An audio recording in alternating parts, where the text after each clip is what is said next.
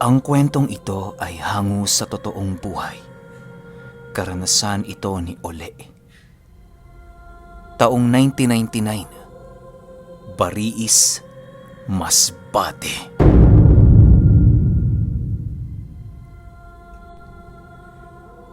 Itong mga panahong ito, kasalukuyang nagtatrabaho itong si Ole sa paggawaan ng mga alahas. Yun kasi ang minana niyang trabaho sa kanyang ama bago ito tuluyang namatay. Dahil sa angking galing noon ni Ole sa paggawa ng mga alahas, ay halos naging kilala siya sa kanilang lugar. Marami noong nagpapagawa sa kanya, gawa ng usong-uso sa kanila noon ang pagmimina ng ginto. Dahil din sa trabahong yon ni Ole, kung kaya't naging marangya ang kanilang pamumuhay. Isang araw, habang siya ay nagluluto ng ginto, ay biglang merong nangyaring kakaiba. Sa pagtunaw kasi ng gintong niluluto noon ni Ole, ay parabang meron siyang nasilayang kakaibang figura sa ginagamit niyang palayok. Dala ng kuryosidad noon ng binatilyo, ay pinili niyang ipagpatuloy ang kanyang gawain. Matapos niyang mapainit ng husto ang ginto, ay agara naman niya itong pinalamig sa pamamagitan ng paglublob nito sa tubig. Pagkuha noon ni Ole, ay sakto namang nagkaroon siya ng parokyano, kung kaya't pinili na lamang niyang ito ay takpan ng takip ng palayok. Magandang umaga ho, Manoy Uli. Magkano ang pagpapalinis ng kwintas? Tanong ng parokyano. Magpapalinis ka lang? Sige, hubarin mo na at lagay mo rito. Libre lang sa akin ang magpalinis ng alahas. Total, madali lang naman niyang gawin eh. Sagot naman ni Ole. Nang marinig ito ng kanyang parokyano, ay agaran din naman itong iniabot sa kanya ang kwintas. Matapos itong makuha ni Ole, ay pinili niyang ito na muna ang unahin sa kadahilan ng nagmamadali din noon ang kanyang parokyano. Dahil sa naging abala noon si Ule sa buong araw, ay halos tuluyan na niyang nakalimutan ang gintong kanyang tinunaw. Ilang oras pa ang lumipas at muli itong naalala ni Ule. Sa pagsilay niya sa palayok, ay doon niya nakita ang isang matigas na ginto na nagkorting wangis ng tao. Pagsilay niya sa harap nito, doon tumambad sa kanya ang isang malasantong figura na hubot-hubad ang buong katawan. Wala ring muka ang figura na yon at meron itong daladalang isang bilugan na bagay. Nang masipat ito ni Ule, ay agaran din naman niya itong isinilid sa kanyang bulsa, gawa ng yun na ang oras ng kanyang pagsasara ng pagawaan niya ng alahas. Sa pag-uwi niya noon, ay halos hindi niya maiwasang makaramdam ng kakaiba sa kanyang katawan. Animoy merong dumadaloy noon na kakaiba sa kanyang dugo na siyang nagbibigay sa kanya ng pambihirang enerhiya. Pagpasok noon ni Ule sa kanilang tahanan, ay halos nakagawa pa siya ng mga bagay na bibihira niyang magawa pag umuuwi siya sa kanilang bahay. Hindi naman ito gaanong ininda ni Ule noon, gawa ng baka nagkataon lang naman ang lahat ng bagay na yon. Kinabukasan, habang nagbubukas ng paggawaan ng alahas itong si Ule, ay bigla siyang natigilan nang makaramdam siya ng panlalamig sa kanyang bulsa. Animoy nagyeyelo na noon ang bulsang sinidlan niya ng figura, kung kaya't agaran din naman niya itong kinuha. Habang dahan-dahan itong tinitingnan ni Ule, ay laking gulat na lamang niya nang masipat niyang merong tumutulong tubig sa figurang yon na siyang agarang nagiging yelo pagbagsak nito sa lupa. Dahil sa mga nakita noon ni Ule, kung kaya't doon na niya kinutuban na hindi ordinaryo ang bagay na kanyang pagmamay-ari. Habang iniisip niya ang dahilan sa mga kakaibang pangyayaring yon, ay halos ang tanging pumasok na lang sa kanyang isipan noon ay, Teka lang, agimat ba to? Dahil sa mga katanungang pumasok noon sa isipan ni Uli, ay napagpasyahan niyang magpatingin sa albularyo upang maging malinaw sa kanya ang lahat. Habang patuloy niya ito noong pinag-iisipan, ay doon niya napagpasyahan na isara ang kanyang pagawaan ng alahas upang makabisita sa albularyo. Ilang minuto lamang noon ang lumipas, tuluyan na ngang naisara ni Uli ang kanyang mumunting tindahan. Nang makarating na siya noon sa tahanan ng albularyo, ay doon na niya ipinakita ang kanyang itinatago. Iho, anong pakay mo? Tanong ng isang matandang lalaki. Nang marinig ito ni Uli, ay pinili niyang wag nang magsalita, bagkus ay ipakita na lamang ang kanyang daladalang bagay. Pagsilay ng albularyo sa hawak-hawak nito, ay halos hindi nito magawang makapagsalita dahil sa pagkagulat. Nang masilayan ni Uli ang naging reaksyon ng albularyo, ay doon niya nakumpirma ang kanyang mga naisip na haka-haka. Kahit hindi pa naman o nakakapagsalita ang albularyo, ay alam na niyang isang agimat ang kanyang nakita. Manong, agimat ho ba ito? Tanong ni Uli. Agimat ito ah. Saan mo nakuha ito, iho? Gulat na tanong naman ng manggagamot. Hindi ko yan nakita, Manong eh. Kusa lang huyang lumitaw habang tumutunaw ako ng ginto. Sagot naman ni Uli. Nang marinig ito ng manggagamot, ay pinili niyang hawakan ang agimat na nasa kamay ng binata. Hindi naman noon nagawang tumutol ni Uli sa kadahilanang nais niyang maging malinaw sa kanya ang lahat ng bagay. Habang patuloy itong tinitingnan ng matanda, ay halos wala namang nagawa si Uli kung hindi ang magmasid at makiramdam sa mga ginagawa nito. Ang naririnig noon ni Uli ay purong pag-ihip lang naman at mga pabulong na salita na hindi niya alam kung anong dialekto ang ginagamit ng matanda. Ilang minuto pa ang lumipas, tuluyan na ngang natapos ang matanda sa kanyang ginagawa. Kasabay nito ay ang pagbigay niya muli kay Uli ng agimat habang nagwiwika ng, Yan, iho. Pinakain ko na yan. Paunang dasal para sa agimat na ligaw. Huwag mong iwawala yan dahil madali ang manakaw ng ibang tao.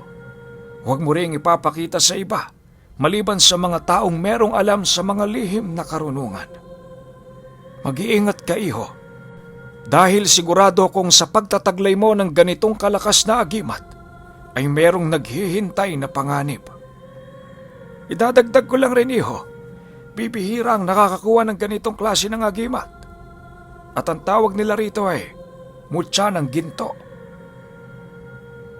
Matapos siyang paalalahanan ng matanda, ay pinili na lamang niyang tumango upang maipakita ang kanyang pagsang-ayon. Matapos magkaroon ng kalinawan ang kanyang isipan, ay pinili naman niya noong muling bumalik sa kanyang tahanan. Maigi noong sinunod ni Uli ang biling ng manggagamot upang kahit papaano'y magawa niyang maramdaman ang kakaibang abilidad ng kanyang mutsyang hawak. Ilang araw pa noon ang lumipas at doon na nga naramdaman ni Uli ang bisa ng kanyang mutya. Kung noon, halos hindi nagsusumiksikan ng kanyang mga parokyano, ay ibang-iba na ang nangyari sa pangkasalukuyan. Sa pagbukas pa lang kasi noon ni Uli ng kanyang pagawaan ng alahas, ay halos marami nang nakapila na magpapagawa ng kung ano-anong burloloy sa kani-kanilang mga katawan. Ang iilan sa parokyano noon ni Uli ay halos magdala na ng kalahating kilo ng ginto sa hindi malamang dahilan. Dahil sa pangyayaring yon, kung kaya't labis naman itong ikinatuwa ni Uli. Halos lahat ng mga luho noon ng kanyang mga anak ay kanyang nasusunod sa kadahilanang nag-uumapaw na sa kanila ang salapi. Dahil sa pagkalunod noon ng pamilya ni Ule sa yaman, kung kaya't hindi niya naramdaman ang panganib na sinabi ng manggagamot. Sa paglipas pa ng ilang buwan, ay halos naging normal naman ang kanilang pamilya. Wala sila noong nagiging pag-aaway ng kanyang asawa sa kadahilan ng pareha silang tumatamasa ng kanilang sariling yaman. Isang hapon, umuwi ang anak ni Ule sa kanilang bahay. Hindi niya ito noon gaanong napansin sa kadahilan ng marami pa siyang inaasikaso. Naging abala siya noon sa paggawa ng mga alahas na ipinapagawa ng kanyang parokyano. Dahil sa sobrang dami ng trabaho noon ni Ule, kung kaya't buong araw siya noong nagtrabaho.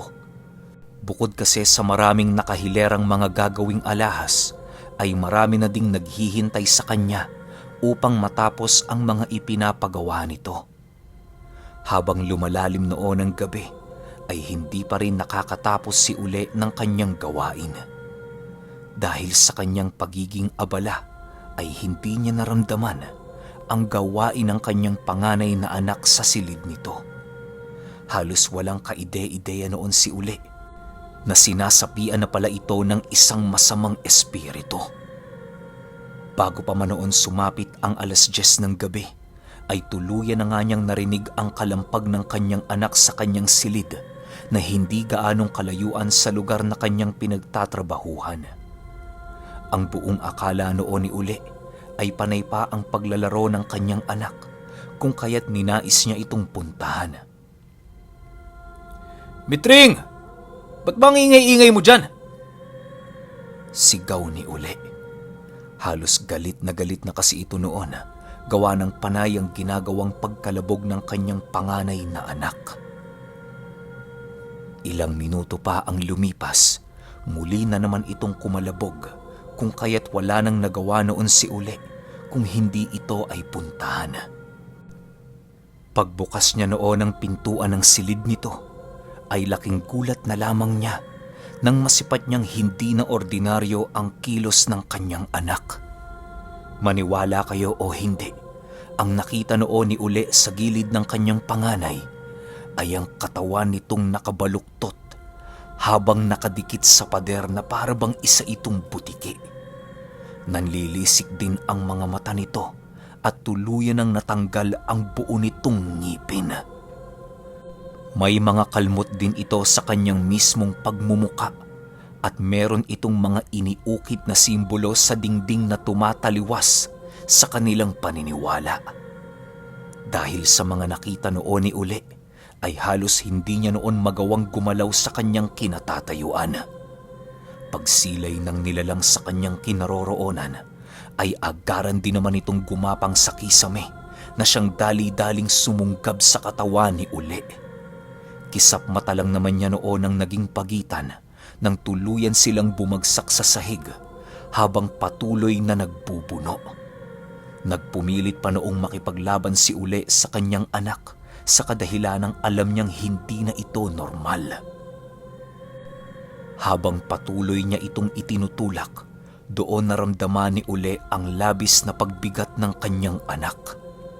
Nang wala na siyang magawa noon, ay pinili niyang sumigaw ng napakalakas upang magising ang kanyang asawa at iba pang mga anak. Meng! Tulong, Meng! Si Mitring, Meng!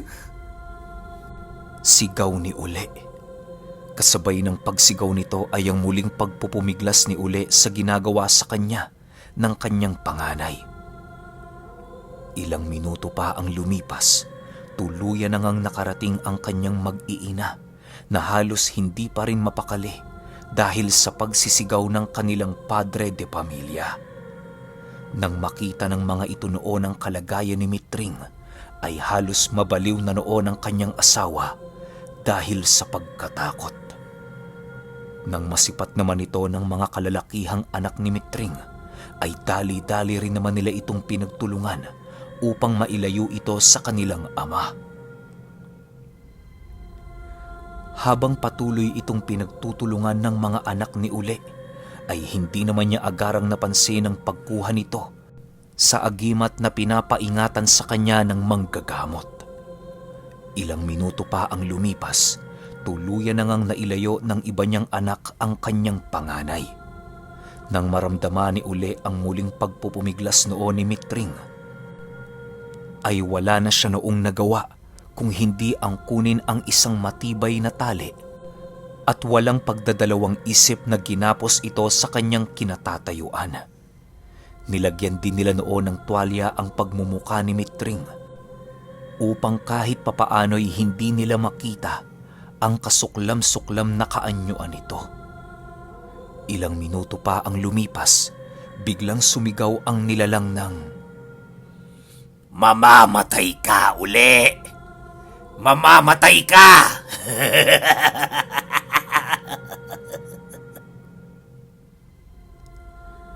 Nang marinig ito ni Uli, ay halos hindi niya mapigilang mapaupo sa lupa dahil sa sobrang takot. Habang patuloy na nagpupumiglas noon si Mitring, ay pinili naman ng iba pang anak ni Uli na tumungo sa isang manggagamot upang ito ay makatulong. Ilang minuto lamang noon ang lumipas, tuluyan na ngang nakabalik ang kanyang mga anak na dala-dala ang manggagamot na kanyang pinagkonsultahan.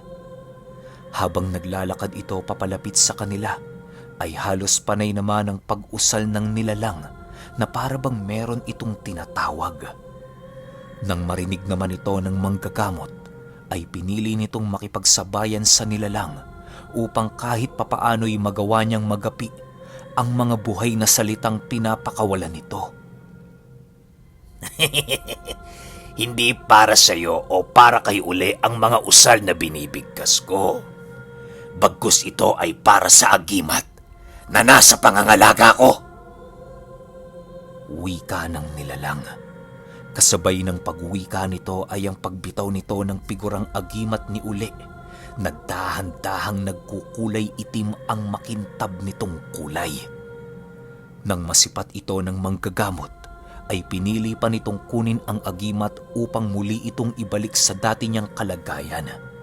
Sa paghawak ng manggagamot sa agimat ni Uli, ay panay naman ang kanyang ginagawang pagbigkas ng mga buhay na salita sa pagbabakasakaling ito ay magawa niya pang maisalba. Pero habang patuloy noong nag-uusal ang manggagamot, ay biglang nagwika ang demonyong nasa katawan ni Mitring ng, Wala na yang bisa, tanda. Hinding-hindi mo na magagawang buhayin ang patay na agimat. Alam mo naman siguro ang mangyayari sa taong nangangalaga nito, hindi ba? Bagay lamang yan kay Mitring at sa kanyang pamilya dahil masyado silang mapagmataas at hindi marunong magbigay ng kahit konti sa kanilang kapwa. Nang marinig ito ng manggagamot, ay pinili nitong makipag-usap sa nilalang upang malaman kung sino ang taong nagpasapi sa kanya sa anak ni Uli. Sa pagpapatuloy noon ng kanilang ginawang pag-uusap, ay naging bigo naman ng manggagamot na matukoy ang pinagmulan ng demonyong sumapi kay Mitring. Alam ng manggagamot na hindi ito kusang pumasok sa anak ni Uli, bagkus ay merong isang taong marunong ng mga aral sa kaliwa ang gumawa ng mga bagay na yon. Nang wala nang maisip noon ang manggagamot na paraan, ay pinili niyang magtanong kay Uli tungkol sa mga taong nakasalamuha nito sa kanyang paggawaan ng alahas. Lahat naman noon ay sinabi ni Uli sa albularyo, pero alam ng manggagamot na yon na meron pa siyang itinatagong sikreto na ayaw niyang mabunyag. Dahil sa pagmamatigas noon ni Uli, ay wala nang nagawa ang manggagamot kung hindi ang palayain na lamang ang demonyong sumapi sa katawan ng kanyang anak.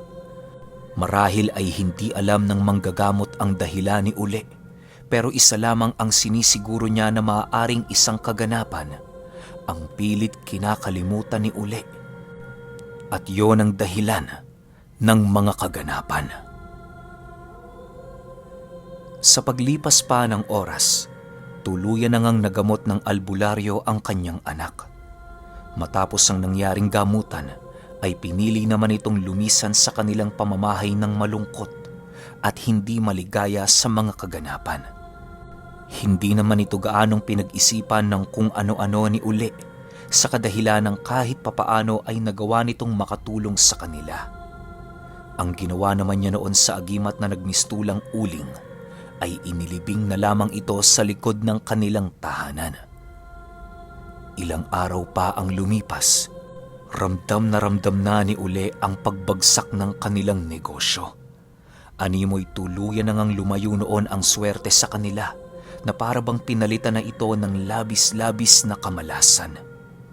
Ilang buwan pa noon ang lumipas, tuluyan na ngang nalugi ang kanilang negosyo at dahan-dahan na silang nalulugmok sa kahirapan. Maliban sa kahirapang kanilang nararamdaman noon ay ang patuloy na pagkakasakit ng kanyang mga anak. Ilang buwan pa ang lumipas at tuluyan na ngang pumanaw ang asawa ni Uli dahil sa sakit na dumapo dito.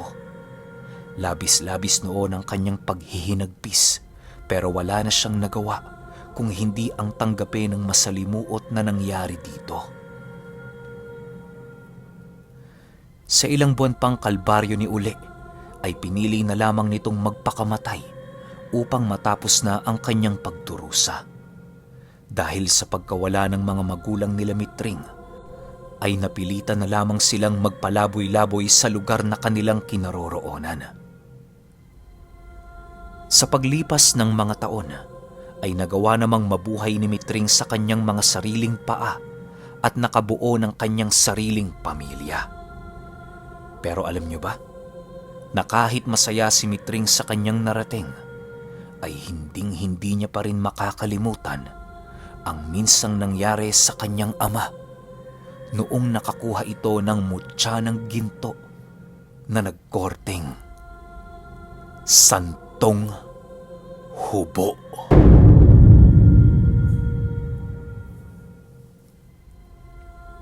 Okay, opinyon ko sa kwento. Hindi ko maisip o hindi ko alam kung totoo bang mutya ito ng ginto o mutya ng putik. Magkaiba kasi yung dalawa eh. Sobrang laki ng pinagkaiba ng dalawa. Kasi yung mutya ng ginto nakakita na ako niyan isang beses. Parang barya yan.